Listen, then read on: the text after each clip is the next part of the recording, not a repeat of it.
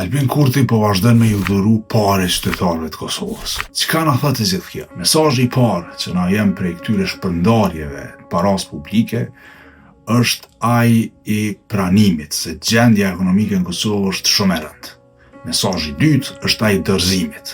Thuash, s'po kam çka bëj, s'po e di çfarë politika është me ndjek. Nuk po e di çysh me pru ndryshimin e madh që e kam premtu. Prandaj që merrni parët dhe kaloni këtë kohë të dimrit. Pra, Kurti e di se gjendja ekonomike në Kosovë është tepër e rëndë dhe nuk reflektohet përmes statistikave. Për vitin 2024, sipas ASK-s, papunësia në Kosovë ishte 10.8%. Pra, veç 10.8%. Por në këto statistika qëndron një dres i madh, bile jo fshetas, qëndron hapur.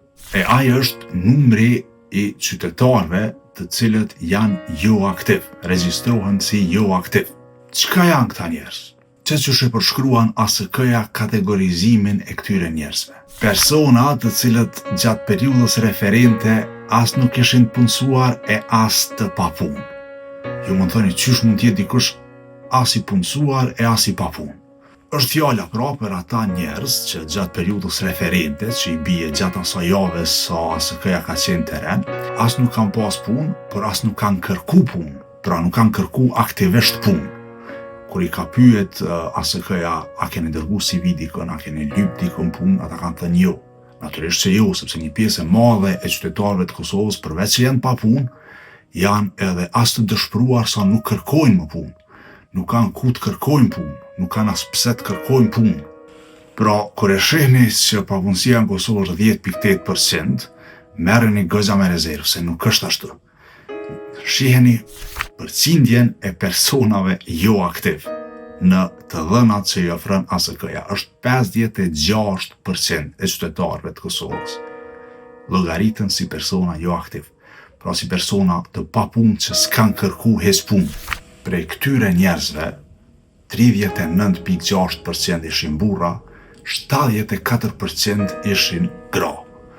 Pra, statistika alarmante.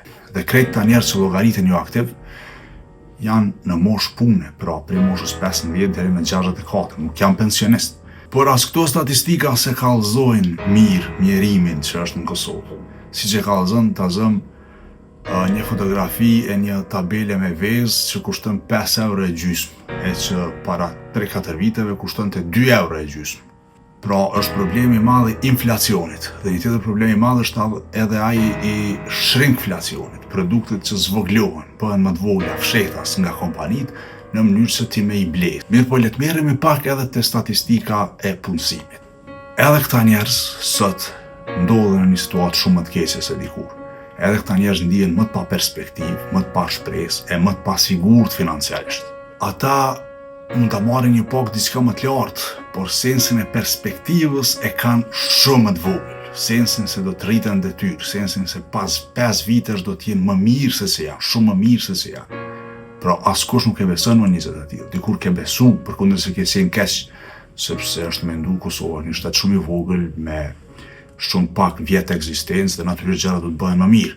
Por sot edhe shpresa është venit. Dhe kjo na kallëzohet edhe nga statistikat e njerëzve që thonë dua të largohem nga Kosova. Pra gjysma e popullsisë në Kosovë në moshë pune e mendon largimin prej Kosovës. Dhe kjo është tepër e dëmshme. Ti marrim veç edhe një herë ata 414.000 të punësuar. Prej tyre 84.000 punojnë në shtet, pra marrin pagë nga shteti. Çdo i katërti i punësuar në Kosovë merr pagë nga shteti. E kjo duhet me qenë trazuese për secilin. Që edhe një statistikë tjetër, numri njerëzve me punë të paqëndrueshme, pra ata që janë të vetë punësuar ose që nuk kanë kushte as për me u quajtur të punësuar normal. Edhe këtu numri është jashtëzakonisht i lartë. Për te statistikave, sa është numri i të punësuarve në Kosovë që punojnë aty ku punojnë sepse s'kan ku tjetër, ose sa është numri i të punësuarve në Kosovë që punojnë aty ku punojnë sepse nuk kanë rrugë tjetër, sepse kanë hyrë në kredi dhe ndihen si në burg aty ku punojnë. Sa është numri i të punësuarve që e durojnë një punë që s'ka kurfar kuptimi, që është fiksionale, që si përmbush kursysh, ose që e durojnë një shef të keq, ose që e durojnë situata të mëzvetshme për që rrinë punë, sepse s'kan gati ja mbajnë. Puna është pra shumë kes dhe askush nuk duket ta ketë një plan madhor. Krejt duken preokupuar në debate banale, ose qysh me kriju profile falsë rrjete sociale që me mshef revoltën popullore dhe zërin e vërtet qytetar. Kaq, juftoj ta bëni subscribe kanalin tjetër. Faleminderit krejt juve që e keni bërë, tashmë jemi bërë 1100 subscribers. Shpresojmë që të bëjmë edhe më shumë.